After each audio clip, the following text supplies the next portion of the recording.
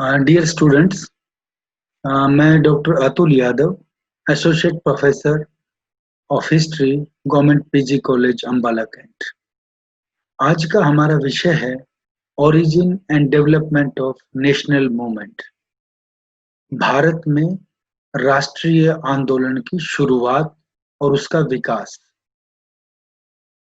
कैसे भारत के अंदर राष्ट्रीय आंदोलन शुरू होता है और कैसे उसका विकास होता है, ये चीजें हमें आज के टॉपिक में पढ़नी है। सबसे पहले इतिहास के अंदर जब भी हम कोई विषय पढ़ते हैं तो उसका समय और स्थान देखा जाता है।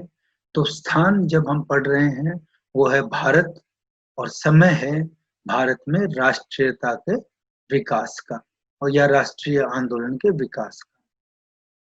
किसी भी देश में या किसी भी स्थान पर जब आप किसी घटना को पढ़ते हैं तो वहां पर एक कोई बड़ी घटना होती है जिसके चारों तरफ या जहां से एक विचारधारा विशेष शुरू होती है या वो घटना या विचारधारा उसे प्रभावित करती है। ऐसी ही एक घटना भारत के अंदर हुई थी। जब हम 19वीं शताब्दी को पढ़ते हैं तो उसमें 1857 ईस्वी का जन आंदोलन हुआ था। इस जन आंदोलन ने न केवल भारत अपितु विश्व के इतिहास को प्रभावित किया था, और विश्व इतिहास को प्रभावित करने के साथ साथ भारत के अंदर एक नई विचारधारा आई थी, और वो विचारधारा राष्ट्रवाद की विचारधारा थी। तो हम राष्ट्रीय आंदोलन को पढ़ें उससे पहले हमें ये जानना जरूरी होगा कि राष्ट्रवाद क्या होता है। जब हम 1857 ईस्वी के जन आंदोलन की बात करते हैं तो वहां पर एक चीज आपको देखने को मिलती है कि भारत के संपूर्ण भारत ही राज्य रजवाड़ों में बटा हुआ है। इन राज्य रजवाड़ों में बंटने का कारण है कि भारत के अंदर राष्ट्रीयता की भावना नहीं थी। प्रत्येक राजा या वहां की जनता उसे ही अपना सब कुछ मान रही थी।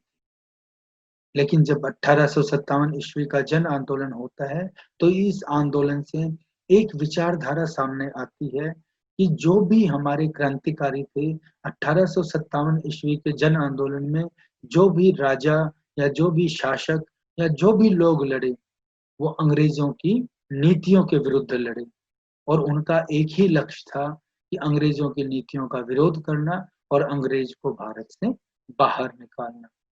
अंग्रेज का अर्थ है कि ईस्ट इंडिया कंपनी, जिसका रूल यहाँ पे था, जो यहाँ पर अपना व्यापार कर रही थी, और व्यापार के साथ साथ उसने राजनीतिक सत्ता भी प्राप्त कर ली थी। अनेक स्थानों पर वो अपने आप को पॉलिटिकली स्ट्रांग बना रही थी और भारत से व्यापार करने लगी थी, और उस व्यापार के अंदर अपने आर्थिक हितों को ज्यादा देखा जा रहा था।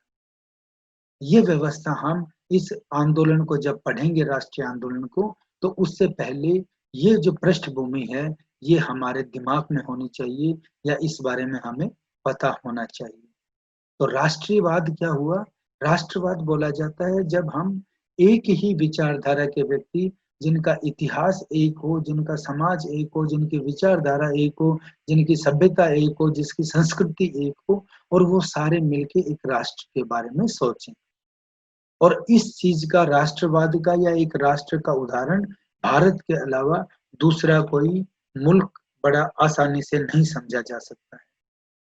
आप खुद देखिए कि हम हरियाणा में रहते हैं, पंजाब में रहते हैं, जम्मू कश्मीर में रहते हैं, केरल में रहते हैं, मद्रास में रहते हैं, या तमिलनाडु में रहते हैं, हम बंगाल में रहते हैं, हम अरुणाचल प्रदेश में रहते हैं, या हम उड़ीसा में रहते हैं, या मध्य प्रदेश में रहते हैं, या महाराष्ट्र में रहते हैं। संपूर्ण भारत के अंदर हम रहते हैं। हमारे धर्म भी अलग अलग, कोई हिंदू है, कोई मुस्लिम है, कोई सिख है, कोई ईसाई है, अलग अलग धर्म है, लेकिन हमारा इतिहास एक है और हमारा राष्ट्र एक है। For first we are Indians, सबसे पहले हम भारतीय हैं। और उदाहरण के तौर पे आप देखेंगे तो जब कभी भी देश के ऊपर संकट आता है तो सारे के सारे धर्म को मानने वाले, सारे के सारे संस्कृतियों को मानने वाले या अलग अलग जातियों के लोग सभी इकट्ठे होकर उस संकट का सामना करते हैं।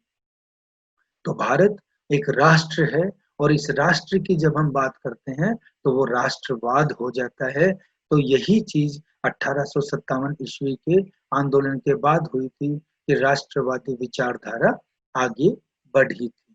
अब इसी स्टेटमेंट को अगर हम देखते हैं कि राष्ट्रवाद क्या था और भारतीय राष्ट्रीय आंदोलन क्या था, उसे समझने के लिए आपके सामने जो चीज लिखी हुई है, इसके इसके इसको एक समझना होगा या इसके एक और बार इसके थ्रू होना होगा। The rise of national consciousness in India took place towards the later half of the 19th century only।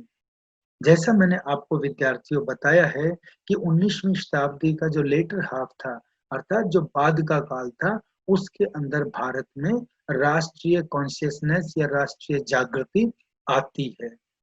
तो ये 1857 ईस्वी के बाद की बात है या 50 के बाद की बात है। बिफोर दैट, उससे पहले there were struggles and battles against British colonialism, but they were all confined to smaller areas and in any case did not encompass the whole of India। अर्थात 1857 ईस्वी के जन आंदोलन से पहले, जैसा मैं आपको बता रहा था, भारत में अंग्रेजी सत्ता के खिलाफ या ब्रिटिश उपनिवेशवाद के खिलाफ बहुत छोटे छोटे संघर्ष हुए थे, लेकिन उन्होंने राष्ट्रीय रूप नहीं लिया था। क्यों नहीं लिया था? क्योंकि हम अलग अलग क्षेत्रों में अलग अलग रजवाड़ों में बटे हुए थे, जो स्मॉलर एरियाज के अंदर थे। लेकिन उसके बाद हमें एक बड़ा मंच मिला है, जिसके बाद हम राष्ट्रीय आंदोलन को आगे बढ़ने की बात करते हैं, या कोई भी आंदोलन है वो संपूर्ण भारत में नहीं फैल पाया था। यही एक कारण है विद्यार्थियों कि हम छोटे छोटे आंदोलन होते रहे, और बाद में आप इस टॉपिक के बाद जब आप पढ़ेंगे कि भारत के अंदर राष्ट्रीय इंडियन नेशनल कांग्रेस की स्थापना होती है, भारतीय राष्ट्रीय कांग्रेस की स्थापना होती है, तो वो जो भारतीय राष्ट्रीय कांग्रेस की स्थापना है वो भी इसी का एक पार्ट है, जब एक ही मंच के ऊपर संपूर्ण भारत के लोग आते हैं। हालांकि उसके पीछे, कांग्रेस के फॉर्मेशन के पीछे, कांग्रेस के गठन के पीछे या कांग्रेस के निर्माण के पीछे अलग अलग विचारधारा आती है, चाहे वो अलग अलग थ्योरीज हैं, हम आगे पढ़ेंगे जो हमारा नेक्स्ट चैप्टर होगा उसके अंदर। लेकिन इस राष्ट्रीय आंदोलन को या राष्ट्रवाद को समझने के लिए हमें इसका एक उदाहरण अपने सामने रखना पड़ेगा कि तब ये चीजें आई थी। और इसी चीज में आपने इस चैप्टर से पहले भी पढ़ा होगा, भारत के अंदर जो समाज सुधार आंदोलन चले थे, भारत में पुनर्जागरण का जो काल आया था, उसके अंदर एक समाज सुधारक हुए हैं, जो आर्य समाज के संस्थापक रहे हैं, स्वामी दयानंद सरस्वती। जब आप स्वामी दयानंद को या आर्य समाज को पढ़ते हैं तो आपको वहां पता चलेगा कि सबसे पहले स्वराज की बात जो कहने वाले थे वो स्वामी दयानंद ही, कि उन्होंने अपने स्वराज की बात कही थी, उन्होंने अपने राष्ट्र की बात की थी।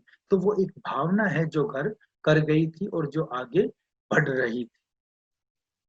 इसी कड़ी में हम आगे चलते हैं। In fact some scholars at that time did not consider India to be a country. उस समय में जो लोग हैं, अब देखिए ये अलग अलग विचारधारा आती है विद्यार्थियों, कि भारत एक राष्ट्र था और भारत एक राष्ट्र है और आगे भी रहेगा। लेकिन बहुत से जो स्कॉलर हैं, जो विद्वान हैं, वो ये नहीं मानते हैं कि जब जो 1857 ईस्वी के जन आंदोलन से पहले की बात है, उस समय में भारत एक संपूर्ण देश था। वो स्कॉलर नहीं मानते।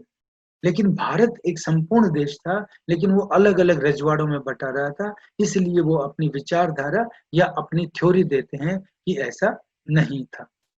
Though political union had occurred in the past under great kings like Ashok and Akbar to an extent। यहाँ अपनी बात को वो कहते हैं कि अशोक और अकबर के का जो समय था, जब इनका राज्य था, उस समय में संपूर्ण भारत एक था, लेकिन इट वाज नॉट परमानेंट। और those Kings were not permanent, वो स्थायी रूप से नहीं थे। उनके बाद उनका जो साम्राज्य है वो बिखर जाता है। अकबर का भी साम्राज्य बिखर जाता है और अशोक का भी साम्राज्य बिखर जाता है। तो यहाँ ये बताने की बात है कि भारत शुरू में एक राष्ट्र रहा है, लेकिन बीच में इसके टुकड़े होते रहे। However, Cultural unity was always seen, and foreign powers always referred to the subcontinent as India or Hind as being one entity despite being ruled by many rulers. यहाँ जो बात आपको पहले बताई गई है, वही बात यहाँ पर है कि इतने सारी चीजें थी, अलग-अलग रजवाड़े भी थे, अलग-अलग राज्य भी थे, लेकिन उसके बावजूद भी जो फॉरेन पावर्स थी, जो विदेशी आक्रमणकारी थे, या वो विदेशी राजा थे, या वो हमलावर थे, वो यह बात मान रहे थे कि भारत अलग-अलग टुकड़ों में बँटा हुआ है, अलग-अलग राज्यों में बँटा हुआ है, लेकिन उसके बावजूद भी सांस्कृतिक रूप से, धार्मिक रूप से ये भारत एक है और इसे इंडिया या हिंद के नाम से जानते थे, और ये एक एंटिटी है despite being ruled by many rulers. बहुत से राजाओं द्वारा राज किए जाने के बाद भी जो अलग-अलग समय पर रहे, फिर भी भारत एक राष्ट्र रहा है। तो ये जो भावना है, ये राष्ट्रवाद की भावना है, और यहाँ से राष्ट्रीयता की फीलिंग हमारी आती है कि कैसे हम राष्ट्रीयता की तरफ बढ़ते हैं। फिर यहाँ पर विद्यार्थियों एक चीज आती है कि main causes of national movement, Bharat में जो राष्ट्रवादी आंदोलन चला, उसके क्या कारण थे। तो उन कारणों में जब हम जाएंगे तो स्वयं हमें भारत के इतिहास को और भारत के समाज को खंगालना पड़ेगा। जब उसको खंगालेंगे तो हमें एक नई चीज सामने आएगी। तो सबसे पहले आप पढ़ेंगे इसके अंदर कल्चरल रेनेसा, यानी सांस्कृतिक पुनर्जागरण। जो मैंने आपको इससे पहले भी बात बताई थी कि भारत के अंदर जब पुनर्जागरण आंदोलन आरंभ हुआ था, तो उस समय में जो समाज सुधारक थे, उन्होंने जो भूमिका निभाई थी, वो भूमिका आपको यहाँ पर आगे लानी पड़ेगी। सर्वप्रथम आप देख रहे हैं इसके अंदर ब्रह्म समाज 1828 बंगाल। बंगाल के अंदर ब्रह्म समाज की स्थापना होती है और राजा राम मोहन राय इसके मुख्य कार्यकर्ता हैं, या मुख्य इसको स्थापित करने वाले व्यक्ति हैं। अब राजा राम मोहन राय को क्या कहा गया है? इन्हें कहा गया फादर ऑफ इंडियन रेनेसां, भारतीय पुनर्जागरण का जनक इन्हें कहा गया है। और दूसरी चीज आप इसमें पढ़ रहे हैं, प्रोफेट ऑफ इंडियन नेशनलिज्म, भारतीय राष्ट्रवाद का अग्रदूत। ये राजा राम मोहन राय थे जिन्होंने सांस्कृतिक रूप से भारत के लिए जो लोगों को पुनर्जागृत किया था, उन्हें अपने इतिहास के बारे में बताया था। और श्रीमती एनी बेसेंट हुई है, एक और नेता हुई है भारतीय स्वतंत्रता आंदोलन की और भारतीय समाज सुधार को भी आगे बढ़ाने वाली। उन्होंने कहा कि राजा राम मोहन राय ने भारत में स्वतंत्रता का बीज बोया, और ये चीज सही भी है कि 1833 ईस्वी में उनकी मृत्यु के पश्चात ब्रह्म समाज के कार्यों को देवेंद्रनाथ टैगोर, जो अपने रविंद्रनाथ टैगोर जिन्हें आप जानते हैं, और केशव चंद्र सेन थे, उनके पिता थे वो, और केशव चंद्र सेन थे, उन्होंने इसको आगे बढ़ाया। और इसी श्रृंखला में आप दूसरी चीज जो मैंने आपको बताई थी, आर्य समाज जिसकी स्थापना बॉम्बे में हुई, आर्य समाज की जो स्थापना है वो 1875 में हुई थी। तो बॉम्बे के अंदर आर्य समाज की स्थापना हुई, स्वामी दयानंद सरस्वती ने इसकी स्थापना की, और भारतीय पुनर्जागरण के सबसे बड़े पुरोधा होकर निकले थे स्वामी दयानंद, जिन्होंने एक बात की थी कि बैक टू वेदास।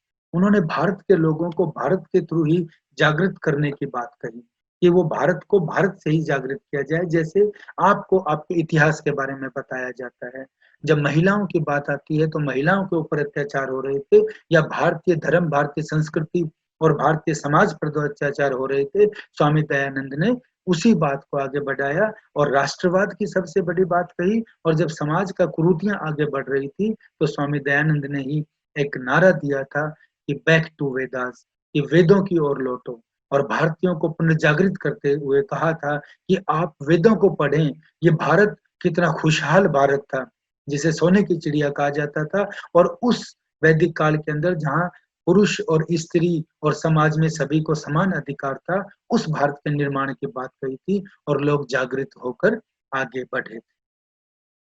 इसी तरीके से रामकृष्ण मिशन की 1896 में स्थापना होती, स्वामी विवेकानंद थे, उनके गुरु थे रामकृष्ण परमहंस। उनकी स्मृति में स्वामी रामकृष्ण परमहंस ने भी ये सांस्कृतिक जागरण को बहुत आगे बढ़ाया, और उसके बाद स्वामी विवेकानंद ने रामकृष्ण मिशन की स्थापना की। 1896 में, और स्वामी विवेकानंद ने जैसा उन्होंने शिकागो के अंदर भाषण दिया था और जब सबको मंत्रमुग्ध कर दिया था उन्होंने, वही चीज़ इसके अंदर हम आगे देखेंगे। इन्हीं चीज़ों ने समाज को सांस्कृतिक रूप से पुनर्जागृत किया था। फिर प्रार्थना समाज की स्थापना हुई थी 1867 के अंदर महाराष्ट्र के अंदर, और इसमें जो आत्माराम पांडुरंग थे, आत्माराम पांडुरंग ने इसकी स्थापना की थी, वो इसके फॉर्मर थे, और जस्टिस राणा डे थे, वो इसके पहले अध्यक्ष बने थे 1869 के अंदर, और उनके साथ एक और समाज सुधारक भंडारकर थे, तो उन्होंने भी जो सांस्कृतिक पुनर्जागरण था उसको आगे बढ़ाया। और जैसा मैंने आपको अभी बताया था कि जो थियोसॉफिकल सोसाइटी थी, वो एनी बेसेंट थी। एनी बेसेंट ने भारत के अंदर थियोसॉफिकल सोसाइटी की स्थापना की थी, और जिस तरीके की विचारधारा आर्य समाज की थी, समाज सुधार की, या रामकृष्ण मिशन जैसे आपस में इनकी बहुत सी चीजें कॉमन थी, लेकिन अधिकांश तौर पर जो थियोसॉफिकल सोसाइटी थी, इसकी स्थापना 1875 के अंदर अमेरिका में हुई थी, लेकिन भारत के अंदर इसकी स्थापना 1882 में मद्रास में हुई, और एनी बेसेंट ने भी सांस्कृतिक पुनर्जागरण को आगे बढ़ाने में बहुत महत्वपूर्ण भूमिका निभाई। ये हम अपना सांस्कृतिक पुनर्जागरण देख रहे हैं विद्यार्थियों। उसके बाद हमारे पास आती है praise of Indian culture by foreign scholars. जो विदेशी स्कॉलर्स हुए हैं, विदेशी जो विद्वान हुए हैं, उन्होंने भारतीय संस्कृति के लिए जो बातें बताई हैं, उन्होंने भारतीय संस्कृति के बारे में जो कहा है, वो चीज भी इसको आगे बढ़ाने में महत्वपूर्ण भूमिका निभाती है। अर्थात जो विदेशी यहाँ पे लोग आए हैं, उन्होंने भारत को पुनर्जागृत करने में भी आगे एक अपनी भूमिका लगाई, जिसके अंदर अंग्रेजी संसद में 1858 में एक एक्ट पास किया जाता है। भारत में ईस्ट इंडिया कंपनी का जो शासन खत्म कर दिया जाता है, और उसके बाद जो भारत के अंदर वेस्टर्न एजुकेशन आती है, जो पाश्चात्य शिक्षा आती है, उस पाश्चात्य शिक्षा से भी हम जो विदेशों के अंदर क्रांतिकारी आंदोलन हुए हैं, उन आंदोलनों के बारे में सीखते हैं। और इसके अलावा जो समाज सुधार आंदोलन हुए थे, जिसको आप बीए फाइनल के अंदर पढ़ेंगे, जो यूरोप के अंदर पुनर्जागरण जो आंदोलन हुआ था, उस पुनर्जागरण आंदोलन में किस तरीके से जो लोगों को जागृत किया गया था, वो सारा का सारा जो घटनाक्रम है, उसने भी भारतीयों को आगे बढ़ाने में जो मार्टिन लूथर जैसे समाज सुधारक थे, उस जैसी विचारधारा थी, उन्होंने भी इस राष्ट्रीय आंदोलन को आगे बढ़ाने में अपनी भूमिका निभाई। तीसरा हमारा कारण आता है effect of the great uprising of 1857। 1857 ईस्वी में विद्यार्थियों जो जन आंदोलन हुआ था, उसका जो प्रभाव पड़ा, उस प्रभाव ने, देखिए जो लोग 1857 ईस्वी में जब हमारा पूरा मुल्क हिंदुस्तान या भारत जब अलग-अलग राज्य रजवाड़ों में बटा हुआ था, बहुत से राजाओं ने ईस्ट इंडिया कंपनी का साथ दिया, या आप पुस्तकों में पढ़ेंगे अंग्रेजों का साथ दिया, और बहुत से क्रांतिकारी हमारे नेता थे, जिनमें आप नाना साहब की बात करेंगे, या आप लक्ष्मीबाई की बात करेंगे, या मंगल पांडे की बात करेंगे, या आप इधर हरियाणा की तरफ आ जाते हैं, तो आप दूसरे क्रांतिकारियों जिनमें राव तुलाराम वगैरह हैं, उनकी बात करेंगे। तो वो जो आंदोलन हुआ, उस आंदोलन के पश्चात भारतीय लोगों के अंदर जो भारत जो कंपनी का साथ देने वाले थे, उनके अंदर भी राष्ट्रीयता की भावना जगी कि किस तरीके से ईस्ट इंडिया कंपनी ने या अंग्रेज अधिकारियों ने भारतीय लोगों को या भारतीय क्रांतिकारियों को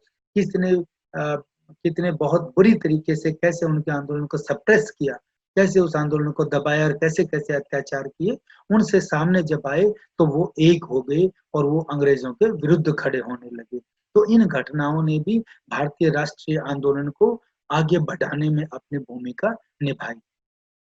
उसके बाद आता है establishment of British rule in India. यहाँ पे विद्यार्थियों एक आप बात और देखेंगे कि जब हम भारत की एकता की बात करते हैं, तो उसकी जो शुरुआत की थी वो अंग्रेज ने ही कर दी थी। अंग्रेज अर्थात ब्रिटिश क्राउन ने ही कर दी थी। जब भारत इंग्लैंड का उपनिवेश बनता है 1857 ईस्वी के आंदोलन के बाद, तो संपूर्ण भारत एक हो जाता है। सारे भारत को एक कर दिया जाता है, उनकी एक करेंसी हो जाती है, सारी की सारी व्यवस्था एक हो जाती है। तो जो पूर्व का व्यक्ति था, वो पश्चिम से नहीं मिल रहा था, और जो उत्तर का व्यक्ति था, वो दक्षिण से नहीं मिल रहा था। लेकिन ईस्ट इंडिया कंपनी या ब्रिटिश क्राउन के बाद जब भारत में ब्रिटिश रूल लागू होता है और उपनिवेश बन जाता है भारत, तो संपूर्ण भारतीय लोगों को एक राष्ट्रीय एकता मिलती है। वो सारे आपस में जुड़ते हैं और उन्हें एक-दूसरे की सभ्यता, संस्कृति और विचारों का आदान-प्रदान करने का मौका मिलता है। फिर आता है एस्टेब्लिशमेंट ऑफ पॉलिटिकल यूनिटी। हम राजनीतिक एकता बनाते हैं अपनी, और राजनीतिक एकता जब हमारी बनती है तो एक हो जाते हैं, हमारा लक्ष्य एक होता है। उस समय में भारत में जब आंदोलन चल रहा था तो उसका लक्ष्य एक ही था कि किस तरीके से अंग्रेज को भारत से बाहर निकाला जाए। अर्थात जैसे आज हम अपने धर्म की बात करते हैं, मैं समझाने के लिए बता रहा हूँ आपको कि हम परमात्मा को याद करते हैं, फिर चाहे वो मंदिर में जाओ, चाहे वो मस्जिद में जाओ, चाहे वो गुरुद्वारे में जाओ, चाहे वो चर्च में जाओ। स्तुति केवल ईश्वर की ही होती है। तो इसी तरीके से जब हम अंग्रेज के विरुद्ध लड़ रहे थे, तो उसके अंदर जो हमारी राजनीतिक एकता थी, उसने महत्वपूर्ण भूमिका निभाई। इफेक्ट ऑफ वेस्टर्न एजुकेशन, पश्चिमी शिक्षा का जो प्रभाव था, ये मैंने आपको बताया कि पश्चिमी शिक्षा के प्रभाव से क्या हमारे पास विचारधारा आगे आई कि जो पश्चिम के अंदर जो सुधारवादी आंदोलन चले थे, जो क्रांतियाँ हुई थी, जिसमें आप 1789 की फ्रांस की क्रांति पढ़ेंगे या उससे पहले 1776 का अमेरिका की क्रांति पढ़ेंगे या 1688 के अंदर जब इंग्लैंड के अंदर गौरवपूर्ण क्रांति होती है, या उससे पहले 1815 में जब नेपोलियन का पतन होता है, वियना कांग्रेस होती है, वियना कांग्रेस को जब हम देखते हैं, या उसके बाद जब कैसे मेटरनिख है, वो कैसे इटली को शोषित करता है या कैसे मेटरनिख व्यवस्था लागू करता है, या 1830 की फ्रांस की क्रांति होती है, या 1848 के अंदर जब वहाँ पे दूसरा गणतंत्र बन जाता है। ये जो भारतीय प्रबुद्ध वर्ग था या भारतीय मिडिल क्लास वर्ग था, जो इंग्लैंड के अंदर पढ़ा भी था, उन्होंने जो पाश्चात्य शिक्षा ली, जिनके अंदर आप सुभाष चंद्र बोस की बात करेंगे, जिन्होंने आईसीएस की परीक्षा भी पास की थी, तो वो इस शिक्षा को लेकर और इन आंदोलनों को पढ़कर जागृत हुए और इन्होंने समाज को भी जागृत किया और भारतीय राष्ट्रीय आंदोलन जो चल रहा था, उसको भी आगे बढ़ाया। फिर आता है हमारे पास role of Indian press and literature. भारतीय जो प्रेस थी, समाचार पत्र थे और भारतीय जो साहित्य था, इस साहित्य ने भी लोगों को बहुत ज़्यादा जागरूक किया और भारतीय जो प्रेस और जो साहित्य है, उसने राष्ट्रीय आंदोलन को भी आगे बढ़ाया। जब एक व्यक्ति अपने विचारों को, क्रांतिकारी विचारों को या आंदोलन की जो घटनाक्रम था, उसको लोगों तक पहुँचा रहा था, तो उसने अपनी भूमिका निभाई और उसका माध्यम बना भारतीय प्रेस और भारतीय साहित्य। फिर हमारे पास चीज़ आती है economic exploitation of the Indians, भारतीयों का आर्थिक शोषण। ये आर्थिक शोषण कैसे हो रहा था? यहाँ पे विद्यार्थियों आप एक बात ध्यान से रखिए कि जब हम साम्राज्यवाद की बात करते हैं, जैसे अंग्रेज ने 1857 से पहले रियासतों को हड़प लिया था, जिनमें उन्होंने लैप्स की नीति लगाई थी और लैप्स की नीति थी या दूसरी और पॉलिसीज़ उन्होंने लगाई थी, उनके तहत वो अपनी रियासतों को बढ़ा रहे थे, तो ऐसे ही उन्होंने भारत का आर्थिक शोषण भी किया था। भारतीय धन संपदा को या भारतीय संसाधन जो थे, उनका अपने लिए प्रयोग किया था और वो अपने लिए प्रयोग कर वो इंग्लैंड को बढ़ावा दे रहे थे या लंदन के अंदर चीज़ें पहुँच रही थी। उस व्यवस्था ने भी भारतीयों को जागृत किया और भारतीय आंदोलन को आगे बढ़ाने में महत्वपूर्ण भूमिका निभाई। आपने दादा भाई नारोजी का नाम सुना होगा, जिनको grand old man of Indian freedom movement कहा जाता है, इस नाम से वो जाने जाते हैं। उन्होंने अपने एक थ्योरी दी थी, अपनी पुस्तक दी थी, जिसका जो थी कि ड्रेन ऑफ वेल्थ, कि भारतीय वेल्थ का कैसे ड्रेन कर रहे हैं and un British rule in British India कैसे अपनी ही नीतियों को खत्म करके और वो भारत का शोषण कर रहे हैं। फिर आता है development of means of communication, जो हमारे संप्रेषण के साधन थे, चाहे उसके अंदर टेलीग्राम था, चाहे उसके अंदर दूसरी चीजें कम्युनिकेशन की थी, या इसके अलावा भारत के अंदर सड़कों का निर्माण हुआ था या रेल का निर्माण हुआ था, जो आप पढ़ते हैं 1853 में शुरू हुई थी बॉम्बे से थाने तक, या सड़कों का निर्माण हो गया था। और जो साधन ऐसे बने थे जो अंग्रेज ने अपने हित के लिए किए थे, क्योंकि आप ये देखेंगे कि इसी काल में इंग्लैंड के अंदर औद्योगिक क्रांति हो रही थी और इसके साथ-साथ वहाँ पर उस औद्योगिक क्रांति के कारण उनको बाज़ार की ज़रूरत थी, जिस वजह से ये चीज़ें वो अपने लिए प्रयोग कर रहे थे। तो उसने भी भारतीयों के आंदोलन को आगे बढ़ाने में अपनी भूमिका निभाई। फिर रेशियल डिस्क्रिमिनेशन आता है। रेशियल डिस्क्रिमिनेशन जैसे अंग्रेज के अंदर और गैर अंग्रेज के अंदर मतभेद, जो भारतीयों के साथ शोषण हो रहा था उनका और कैसे भारतीयों को उत्पीड़ित किया जाता था, वो भी एक कारण है जो आप अपनी पुस्तकों में देखेंगे तो ये चीज़ आगे आएगी।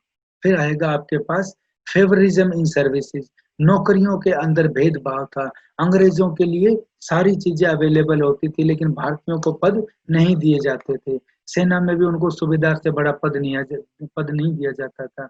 सेना में उनके वेतन के अंदर भी कटौती होती थी और यही चीजें थी जो इनके अंदर एक दूसरे के प्रति नफरत फैलाने की बात कर रही थी। तो यही नफरत फैलाने के बाद भारतीय राष्ट्रीय आंदोलन को आगे बढ़ाने का काम कर रही थी।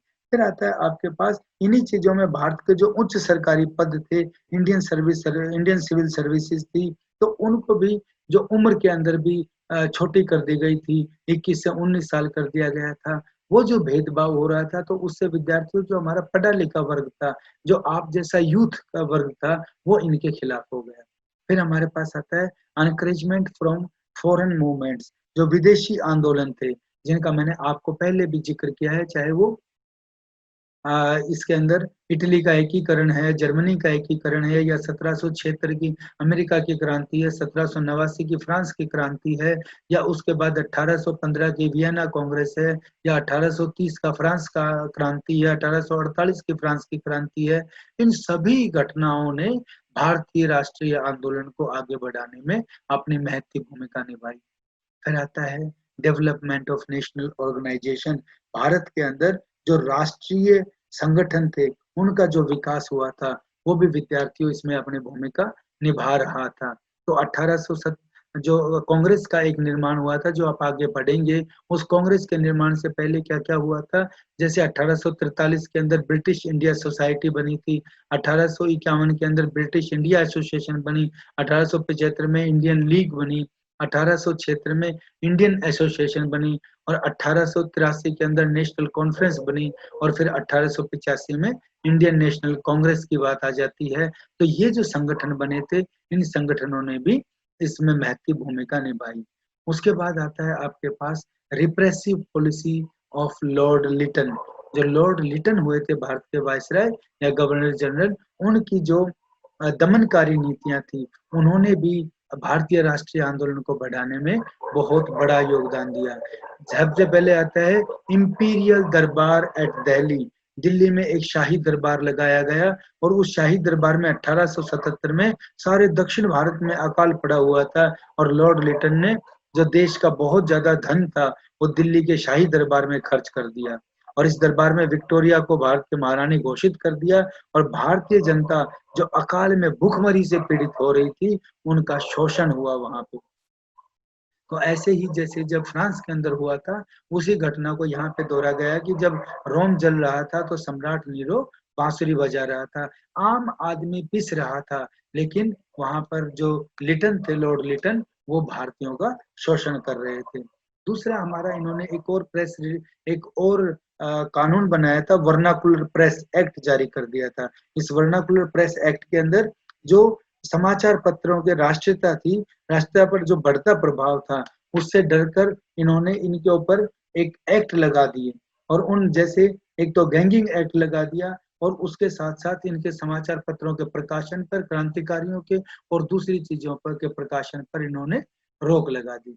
फिर आर्म्स एक्ट लागू कर दिया इन्होंने, शस्त्र अधिनियम 1878 के अंदर, यानी इस कानून के तहत जो लाइसेंस के बिना कोई भी भारतीय किसी भी प्रकार का शस्त्र नहीं रख सकता था। यूरोपीय लोग थे, उन पर ये कानून लागू नहीं होता था और लाइसेंस देने के मामले में सरकार बहुत बड़ा पक्षपात करती थी और लॉर्ड लिटन के दमन और भेदभाव की इस नीति के कारण ये आंदोलन और आगे बढ़ता चला गया। इसी तरीके से अफ़गान वार हुआ था। जो अफ़गान युद्ध हुआ था, इसमें लॉर्ड लिटन की ही नीति थी कि अफ़गानिस्तान पर आक्रमण कर दिया जाए। इस अफ़गानिस्तान का युद्ध था वो भारत हित में न होकर अंग्रेजी साम्राज्यवाद के हित में था, लेकिन इस युद्ध के अंदर जितना भी खर्चा होता है, जितनी भी चाहे सेना लगी थी या खर्चा होता है, वो सारा भुगतना भारतीयों को पड़ता है। और फिर इसी के अंदर एक लास्ट पॉइंट है, फेवर ऑफ ब्रिटिश ट्रेड। वो ब्रिटिश व्यापार का पक्ष लेते थे, चाहे उस पे आयात कर लगाना हो, चाहे कपड़ा उद्योग की हानि हो। और ए आर देसाई हैं, एक ए आर देसाई ने जो अपनी पुस्तक है उसके अंदर लिखा है लॉर्ड लिटन के विषय में कि लॉर्ड लिटन के इन सभी कार्यों ने लोगों में तेजी से बढ़ती हुई असंतोष की ज्वाला को और अधिक प्रज्वलित कर दिया। ये चीजें थी जो अंग्रेज जो अधिकारी थे, जो वायसराय या गवर्नर जनरल थे, उनकी जो नीतियां। फिर आता है इल्बर्ट बिल कंट्रोवर्सी। इसको पढ़ेंगे, इल्बर्ट बिल विवाद। जब लॉर्ड रिपन 1880 में जब लॉर्ड रिपन भारत के वायसराय बने तो उन्होंने उदारवादी नीति अपनाई। और उदारवादी नीति में विद्यार्थियों क्या होता है कि वो जितनी भी जो सप्रेसिव पॉलिसीज थी, जो निर्दयी या जो अंग्रेजों की जो लॉर्ड रिपन की जो थी, लॉर्ड लिटन की जो निर्दयता वाली पॉलिसीज थी, चाहे वो दरबार वाली या वर्नाकुलर प्रेस एक्ट था या आर्म्स एक्ट था या जो ब्रिटिश को फेवर करते थे, इस इल्बर्ट बिल ने उन सारी चीजों को दूर कर दिया जब वो यहाँ पे आते हैं। और उसके साथ साथ उन्होंने एक और चीज की कि जो एक इल्बर्ट बिल जो प्रस्तुत किया, उसको इल्बर्ट बिल बोला जाता है। इसमें न्याय व्यवस्था के ऊपर एक बात कही कि जो अंग्रेज लोग हैं उनके ऊपर जो भारतीय कोई भी जज है वो कोई फैसला नहीं सुना सकता था, लेकिन भारतीयों के साथ उल्टा होता था। तो इस चीज को इन्होंने आगे खड़ा कर दिया कि ये चीज नहीं होनी चाहिए, इसको रूल ऑफ लॉ कह दिया। और लॉर्ड रिपन इस भेदभाव को समाप्त करना चाहते थे कि जो यूरोपियन लोगों के मुकदमे सुन सकते थे और उन्हें दंड दे सकते थे। यानी ऐसी जो फैसला मैंने आपको बताया है, इन मुकदमों के फैसले में यूरोपियन मजिस्ट्रेट ही उनका फैसला करते थे, तो उन्होंने इसका विरोध कर दिया। तो इस विरोध के अंदर जो इंग्लैंड के लोग जो भारत में रह रहे थे या इंग्लैंड के अंदर भी वो लोग थे, उन्होंने इसके ऊपर बहुत ज्यादा बवाल खड़ा कर दिया और अपनी बहुत सी चीजों के संगठन बना लिए और कर वगैरह देने का बहुत बड़ा विवाद खड़ा कर दिया। इस विवाद के कारण भी जो पहले की चीजें थी, उन पहले की जो अत्याचार हो रहे थे लॉर्ड लिटन वाले, उन चीजों को दूर कर कर जो इल्बर्ट बिल आया था, इल्बर्ट बिल ने भारतीय लोगों के अंदर एक ऐसी भावना लाए कि वो एक दूसरा एक स्थापना हो सकती है, अर्थात वो भारतीयों के साथ एक जो अन्यायपूर्ण व्यवहार हो रहा था, उस अन्यायपूर्ण व्यवहार से उन्हें बचा सकते थे। ये जो भावना थी, इस भावना को विद्यार्थियों इन्होंने आगे बढ़ाया। फिर आता है कंट्रीब्यूशन ऑफ मिडिल क्लास। जो मिडिल क्लास थी भारत के अंदर, ये मैं बता रहा हूँ आपको, इस मिडिल क्लास ने भी अपना बहुत बड़ी भूमिका निभाई। मिडिल क्लास क्या होती है कि जैसे आप लोग हैं, हम हैं, ये मध्यम वर्गीय जो व्यक्ति होता है, ये गरीब व्यक्ति को भी जानता है और ये एक अमीर व्यक्ति को भी जानता है। तो मिडिल क्लास जो व्यक्ति है वो जागरूक हो गया और अपने अधिकारों के प्रति जब वो जागरूक हुआ तो उसने इन सारी चीजों को बताया लोगों को कि किस तरीके से ये अन्याय भारतीयों के साथ हो रहा था, वो चीज बताई। तो मिडिल क्लास ने जो एक जागृति आ रही थी राष्ट्रीय आंदोलन के अंदर, उसको और आगे बढ़ाया। जब मिडिल क्लास शामिल हो गई तो दूसरे लोग भी आ गए। और इसी दौरान जब सुरेंद्रनाथ बनर्जी का गिरफ्तारी हो जाती है तो वो गिरफ्तारी भी इसमें बहुत बड़ी भूमिका निभाती है। और फिर लॉर्ड रिपन आते हैं वायसराय गवर्नर जनरल बनकर, तो उन्होंने जो लिबरल तरीका अपनाया, लिबरल का अर्थ यहाँ पे जो लॉर्ड लिटन की जो तरीका थी, जो रिप्रेसिव पॉलिसी थी, ऐसी ही जो लिबरल पॉलिसी थी, वो लिबरल पॉलिसी जो लॉर्ड रिपन अपनाते हैं, तो लॉर्ड रिपन की जो लिबरल पॉलिसी है उसने भी इसको भारतीय राष्ट्रीय आंदोलन को आगे बढ़ाने में महत्वपूर्ण भूमिका निभाई। और ये हम सारा उस घटनाक्रम से ही देख रहे हैं। जब ये चीज आगे बढ़ती है विद्यार्थियों, तो भारत के अंदर राष्ट्रीय आंदोलन भी और गति पकड़ता है। और इसके बाद कांग्रेस की जब स्थापना हो जाती है तो ये आंदोलन और अपने चरम पर पहुंचता है। यहाँ पे हम देखते हैं कि नेशनल मूवमेंट क्या था, इसने क्या चीजें हुई। तो the Indian national movement was undoubtedly one of the biggest mass movements modern society has ever seen. आधुनिक जो हमारे समाज ने अगर कोई आंदोलन देखा है तो ये उनमें से एक था। और ये अलग अलग जगह पे अलग अलग तरीके से हुआ था। It was a movement which galvanized millions of people of all classes and ideologies into political action and brought to its knees a mighty colonial empire। अर्थात एक ऐसा कॉलोनियल एम्पायर जिसमें कभी सूरज नहीं छुपता था, उसके घुटने टिका दिए थे इस आंदोलन ने, जिसके अंदर सभी धर्म, सभी जाति, सभी श्रेणियों के लोग, एक सभी विचारधाराओं के लोग केवल एक उद्देश्य के लिए लड़े थे और इस आंदोलन ने उनको जो अंग्रेजी हुकूमत थी उसको घुटने टेकने के लिए मजबूर कर दिया था, या उसने भारतीयों को सफल बनाने में उस यूनिटी ने, उस एकता ने भूमिका निभाई थी। And consequently along with the British, French, Russian, Chinese, Cuban and Vietnamese revolutions, it is of great relevance of those wishing to alter the existing political and social structure. इस आंदोलन के साथ साथ ये दूसरे आंदोलनों के जो मैंने नाम लिए हैं या पहले आपको बताए थे, इन आंदोलनों ने भी अपनी महती भूमिका निभाई थी, और इस प्रकार भारत के अंदर राष्ट्रीय आंदोलन धीरे धीरे गति पकड़ता गया था, और इस आंदोलन ने एक बहुत बड़ा रोल प्ले किया। आज का यही हमारा अध्याय था।